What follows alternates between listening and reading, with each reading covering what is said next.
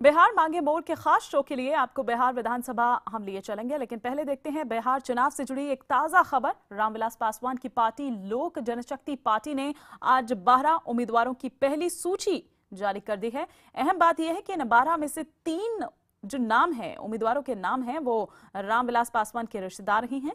अलौली से पासवान के भाई पशुपति कुमार पारस को टिकट दिया गया है।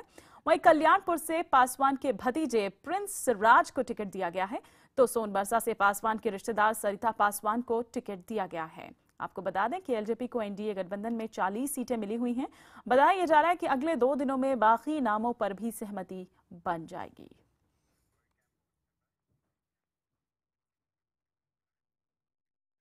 और चलिए सफर को आगे बढ़ाते हुए आपको सीधे लिए चलते हैं बिहार विधानसभा, जहां मेरे सहयोगी अरुण सिंह के साथ मौजूद हैं कुछ विधायक। इनमें वो विधायक भी हैं जो 2010 में पहली बार चुनाव जीते। क्या कुछ उन्होंने सीखा, किसने विकास के मुद्दे उठाए, आइए सीधे जानते हैं उन्हीं से।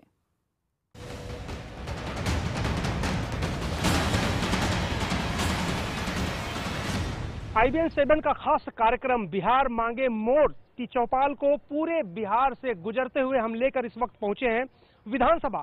खुद विधानसभा के सामने आज हम उन विधायक लोगों से बात करेंगे जो लोग पहली बार चुनकर इस विधानसभा में आए थे। क्या सीखा उन्होंने, क्या लेकर के वादे और इरादे दोबारा जनता के पास हो जा रहे हैं, और साथ ही साथ अपने सीनियर्स से क्या सीखा जो 3 बार 4 बार के विधायक हैं।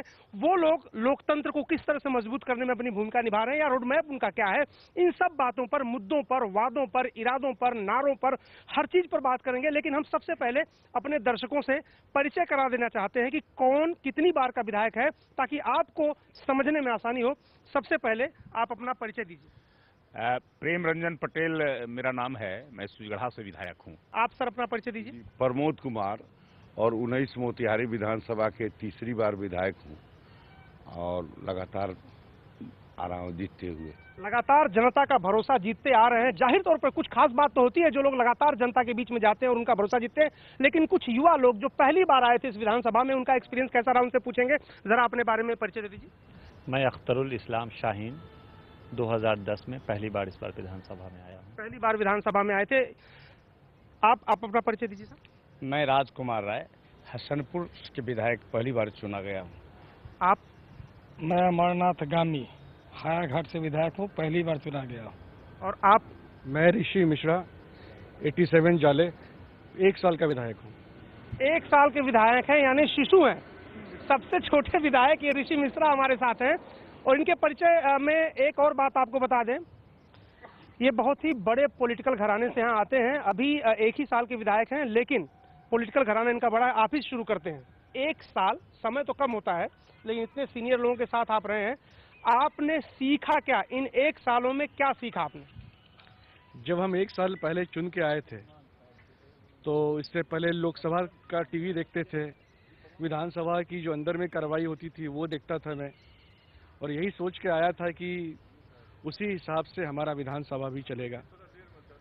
इलेक्शन ईयर है तो शायद उस हिसाब से नहीं चल पाया, क्योंकि लोगों की अपनी अपनी ये आकांक्षाएं थी, अपना अपना एजेंडा था। लेकिन 1-2 एक्सपीरियंस मेरे साथ जो हुआ मेरे लिए बहुत अच्छा था। शिक्षा के अनुदान मांग पर हमको अपनी पार्टी की तरफ से बोलने का मौका मिला, और मेरे लिए अच्छा ये था कि माननीय सीएम मुख्यमंत्री जी पूरा भाषण मेरा सुने, देखे, और जब बाहर आ रहे थे तो उन्होंने पीठ पे हाथ भी मारा। दूसरा एक्सपीरियंस मेरा ये था कि ऊर्जा पर जब मैं अपना भाषण खत्म किया और बाहर आके यहीं पे खड़ा था, मैं वेट कर रहा था कि बस मेरी गाड़ी आएगी। ऑपोजिशन के नेता आदरणीय नंदकिशोर यादव जी, हमको नहीं पता था मेरे पीछे कौन है, हम ऐसे ही खड़े थे, आए पीछे से एक मेरे पीठ पे लगाया, बड़ा जोर से चोट लगा। हम जब घूम के देखे तो देखे कि नंदकिशोर जी हैं। उन्होंने एक लाइन बोला कि बहुत अच्छा बोले। जब ये एक्सपीरियंस, जब इतने सीनियर लोग आपको अप्रिशिएट करते हैं तो आपका मन में लगता है कि आपने जरूर कुछ किया है। ऋषि, हम आपकी बात से जवाब लेना चाहते हैं, क्योंकि सीनियर ये दोनों लोग हैं। ये जो आपस में ना पॉलिटिकल पार्टीज के बीच इतना अच्छा व्यवहार होता था, माहौल होता था, वो आजकल मिसिंग है। ऐसे लगता है कि 2 दुश्मन बैठे हुए हैं। कैसे ठीक करें ये? आज का माहौल बड़ा खराब हो गया है, मारपीट की नौबत तक आ जाती है। आप लोकसभा की बात कर लीजिए या फिर विधानसभा की बात कर लीजिए। नहीं, देखिए, ये विधानसभा है, ये पूरे राज्य की समस्याओं को निराकरण ढूंढने का जगह है। समस्याएं जो होती है आम लोगों की, उन समस्याओं का समाधान, उनकी आवाज उठा करके यहाँ से समस्याओं को ढूंढने का काम, और सब लोगों का वही रहता है। अपने अपने जिस विधानसभा क्षेत्र से लोग आते हैं या राज्य की समस्या, उन समस्याओं को यहाँ से निदान निकालना, उन समस्याओं को लाना, लोगों तक पहुंचाना, यहाँ तक सरकार तक पहुंचाना, और उसके बाद उसका निदान, समस्या का हल निकालना, ये जो है सब लोगों की रहती है। लेकिन जो माहौल विधानसभा के अंदर का मुझे देखने को मिला है इधर हाल के दिनों में, वो थोड़ा बड़ा ही जो है आपस में कटुता का माहौल जो है लगता है, एक दूसरे के खिलाफ जो है आपस में लड़ने झगड़ने का, हाथापाई का, नौबत का, ये स्थितियां जो है बनी है। ये मुझे लगता है कि लोकतंत्र के लिए घातक है, ये अच्छी बात नहीं है। यहाँ सब लोग आए और पूरे राज्य के हित के लिए राज्य की समस्या को उठाएं, राज्य का समाधान, समस्याओं का समाधान होगा तो बिहार का विकास होगा, बिहार के लोगों का जो है इससे मतलब निकलेगा यहाँ से। ये तो जाहिर तौर पर आपने बताया कि होना क्या चाहिए, आदर्श स्थिति की बात आपने की, लेकिन पहली बार के जो विधायक हैं उनसे हम पूछेंगे, हुआ ऐसा लगा आप लोगों को कि कोई दल नहीं है, सब लोग एक साथ हैं? नहीं, असल है कि तमाम विधायक ये चाहते हैं कि वो अपने क्षेत्र की जो गंभीर समस्याएं हैं उसको सदन में उठाएं और सरकार या आश्वस्त करे और उस समस्या के निराकरण के दिशा में कुछ घोषणा करे, कुछ आश्वासन दे। लेकिन निश्चित रूप से सदन में राजनीतिक दल जो कहलाता है उसकी तरफ से वहाँ माहौल खराब हो जाता है, और मीडिया का लाइव टेलीकास्ट होता है जिसका लोग अपने अपने पक्ष में उपयोग करना चाहते हैं। कहीं कोई घटना घट गई तो सारे गंभीर समस्याएं खत्म, उसको लेकर के दिन भर हंगामा करते रहो ताकि मीडिया कवरेज मिले। तो जो आवश्यक काम सब है, जो पॉलिसी बनाने का काम, वो प्रभावित होता रहता है। मीडिया के जरिए विधानसभा की बात जनता तक पहुंच जाए और जो वर्तमान सरकार है उसके खिलाफ माहौल बने, ये प्रदर्शित करने के चक्कर में आवश्यक जो काम है, जो पॉलिसी बननी चाहिए जन समस्या के निराकरण के दिशा में, वो प्रभावित हो जाती है। मीडिया के चलते हंगामा ज्यादा होता है कि कैमरे में हमारा चेहरा आ जाए और हम पूरे अपने प्रदेश में या देश में फेमस हो जाएं। आपके समय जब इतना ज्यादा कैमरे की दखलंदाजी नहीं थी अंदर, जब सीधा टेलीकास्ट नहीं होता था, तब क्या ये समस्या नहीं थी? तब क्या इस तरह का हंगामा नहीं होता था? तब क्या हाथापाई की नौबत नहीं आती थी? देखिए, जब NDA 1 की सरकार थी 2005 में और 2010 के 2012 तक की जो सरकार NDA 2 की हुई, उस समय तक विधानसभा का सदन जो है जनता की समस्याओं के समाधान और उसके डिबेट का एक मंदिर था। लेकिन जब 2012 के बाद 2013 में जब सरकार NDA जिस जनमत के आधार पर सरकार बनी थी, यानी भाजपा जदयू गठबंधन के आधार पर NDA बना था, और जो जनता ने मैंडेट दिया था NDA को, उस NDA के मैंडेट के साथ जब विश्वासघात हुआ तो सदन से सड़क तक जो जनमानस का, जनता की भावना और सदन की भावना, ये दोनों में डिबेट होने लगे। और ये डिबेट एक तरफ सदन के अंदर सरकार गठजोड़ कर सरकार बचाने की परंपरा बनी रही सत्ताधीन लोगों के माध्यम से, और विपक्ष के माध्यम से सरकार के जो जनता की समस्या थी उसकी समाधान का बिंदु बना रहा।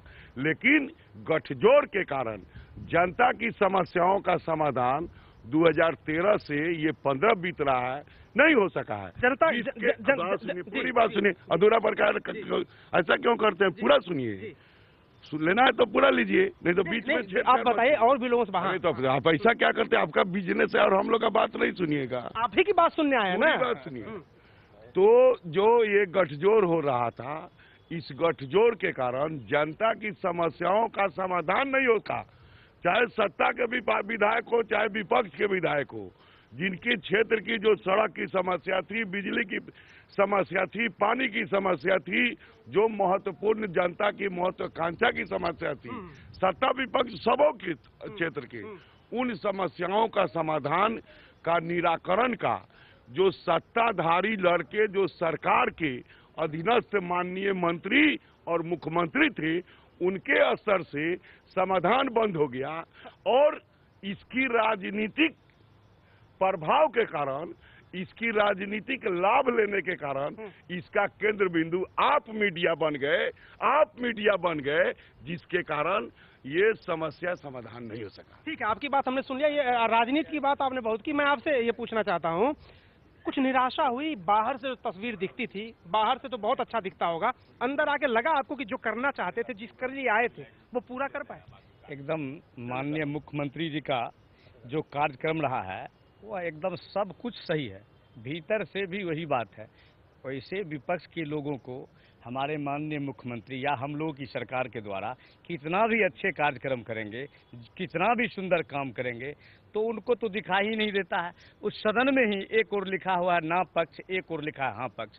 तो हम लोग हाँ पक्ष के हैं, कुछ लोग ना पक्ष के हैं। तो मैं कितना भी काम करूंगा, हमारे कितना भी माननीय मुख्यमंत्री जी काम करेंगे, तो ना पक्ष नहीं ही बोलेंगे। अभी जैसे दिन है तो उनको हम कहेंगे कि अभी दिन के 3 बज रहे हैं, वो बोलेंगे कि नहीं नहीं अभी शाम हो गया है। ये बात देखिए, बहुत इंटरेस्टिंग बात है जो आप कह रहे थे। अकेले इन्हीं का दोष नहीं, दोष तो सबका है ना। एक हमारे साथ पहली बार के विधायक और हैं। आप ये बताइए कि आपको लगता है कि आप अपने कार्यकाल में जो चाहते थे कर पाए, संतुष्ट हैं? बिल्कुल, हम जो चाहते थे वैसा ही हुआ। हम प्रगतिशील बिहार के विधायक हैं। जब बिहार प्रगति पर था तब हम विधायक बने। हमारे क्षेत्र समस्याग्रस्त था और नीतीश जी की अगुवाई में सारे लोग अच्छा काम कर रहे थे। भाजपा के लोग भी, उस समय हम भाजपा में थे, और जदयू के लोग भी खुश थे, पूरा बिहार खुश था। जब बिहार में गठबंधन टूटा उसके बाद समस्या दिखने लगा लोगों को। लेकिन जब हम 2.5 साल के विधायक थे तो उस समय लगा कि अल्पावधि में लोग चाह रहे हैं कि समाप्त कर दे। उस समय मेरा प्रयास था बिहार में सरकार चले, पूरा 5 साल चले, ताकि मेरा विकास क्षेत्र का अधूरा रह जाता। हमने सरकार के पक्ष में आने का काम किया। आपने दल बदला? दल नहीं बदला, सरकार बचाया, बिहार बचाया, बिहार का विकास किया। 2.5 साल में जो विकास हुआ है देखना है तो मेरे क्षेत्र में आके देखिए। सड़क का समस्या समाप्त हो चुका है, पुल पुलिया का जाल बिछा है, चारों तरफ स्वर्ग जैसा नजारा दिख रहा है। स्वर्ग जैसा नजारा दिख रहा है बिहार में। दर्शकों ध्यान से सुनिएगा, स्वर्ग जैसा नजारा पूरे बिहार में दिख रहा है। कोई एक ऐसी घटना आप बताएं जरा, जो आज के युवाओं के लिए नसीब, जो पहले होता था और अब नहीं होता, अब मिसिंग है। देखिए अभी हमारे कई सदस्य मित्र हैं यहाँ, और लोग अपनी अपनी पार्टियों के हिसाब से अपनी बात को रखने का काम किए हैं।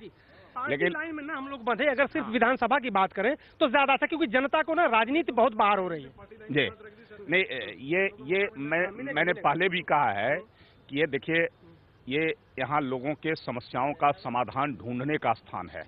यहाँ से पूरे राज्य की समस्याओं का निदान निकालने की जगह है। होता है ऐसा, मैं यही पूछ रहा हूँ। लेकिन ये नहीं होता है। ये पूरी तरह से अब जो है से एक केवल युद्ध स्थल बन करके ये रह गया है। यहाँ से अगर बिहार के विकास की जो ऐसे बातें होनी चाहिए थी, कोई ऐसा जो ऐसे काम निकलता जो बिहार के हित का होता, तो ऐसे सबका समाधान होता, सब लोगों की समस्याओं का समाधान होता है। लेकिन अब ये नहीं होता है। सरकार कैसे बनाए रखना है, बचाए रखना है, केवल बस इसी में लोग होता है। विधायक भी जो ऐसे जो आते हैं अपने क्षेत्र से चुन करके, तो उनके प्रति भी जो ऐसे वहाँ की जनता की बहुत आशा रहती है कि वो जाएंगे और हमारे क्षेत्र की समस्याओं का समाधान निकालेंगे, वहाँ से वहाँ आवाज उठाएंगे और उसका समाधान निकलेगा, उस समस्या का दूर होगा। लेकिन अब ये नहीं होता है। हम लोग समस्या उठाते रहते हैं, लेकिन उस पर कोई सरकार कुछ जो है से करती नहीं है। सवाल तो मेरा यही है ना, आप इतने सीनियर हैं, मैं यही तो पूछ रहा हूँ आपसे। बताइए होगा कैसे, ये कैसे दलीय सीमा टूटेगी, कैसे विकास के बारे में बात? ये होगी जब मजबूत सरकार होगा, जनतंत्र मजबूत होगा, सत्ता मजबूत होगी, तो शासन मजबूत होगा। तो शासन एक मिनट बीच में छोड़ रहा हूँ। बीजेपी और जेडीयू जब साथ थे तो इतना बहुमत था, मजबूत सरकार नहीं थी। वो कौन सी सरकार? मजबूत सरकार थी। उसी समय जो काम हुए हैं वही काम आज विकास के किरण दिखाई दे रहे हैं। उसके बाद 2000 हम आपको पहले ही कहा, मैंने पहले ही कहा कि NDA 1 की सरकार और 2012 तक की एनडीए 2 की सरकार और 2013 के बाद गठबंधन टूटने के बाद जो कमजोर सरकार बन गई, गठजोड़ में सरकार बचाने के चक्कर में ये 3 साल बीत गया। ये 3 साल ये आपका राजनीति के भेंट चढ़े। 3 साल जो विकास की, जाकर पीएमसीएच देख लीजिए, नजदीक में है, छोड़िए दूर के बाद, बात समझिए। 3 साल में विकास का जो गाड़ी है डूब गया, ये मेरा कहना है। अच्छा देखिए, ये सवाल पूछ रहे हैं, क्या पूछ रहे हैं, पूछिए। इनके जो नेता हैं अपने किशोर यादव जी, वही हेल्थ मिनिस्टर हुआ करते थे। 8 साल हेल्थ मिनिस्ट्री भाजपा के हाथ में था। आज तो हमने ले जा रहे हैं जब नहीं, ये पूरे बिहार में, सुनिए, पूरे बिहार में देखने को मिल रहा है कि जब बीजेपी साथ थी तो ठीक था, और बीजेपी के जाते ही अनकंट्रोल कमजोर हो गई, सत्ता कमजोर हो गई। यही आपने जो पहला सवाल पूछा था, आपने यही हकीकत यही है। आपने जो पहला सवाल पूछा था कि आपका भाई कैसा एक्सपीरियंस रहा, हकीकत यही है। हाउस के अंदर भी यही होता है। ये आपके ऊपर, आप सीनियर हैं, आरोप ये है पहली बार के विधायकों का कि आप सुनते ही नहीं बात। आप लोग जो सीनियर अपनी बातों को रखने के तैयार नहीं है, अपनी बातों को रखने के लिए तैयार नहीं है।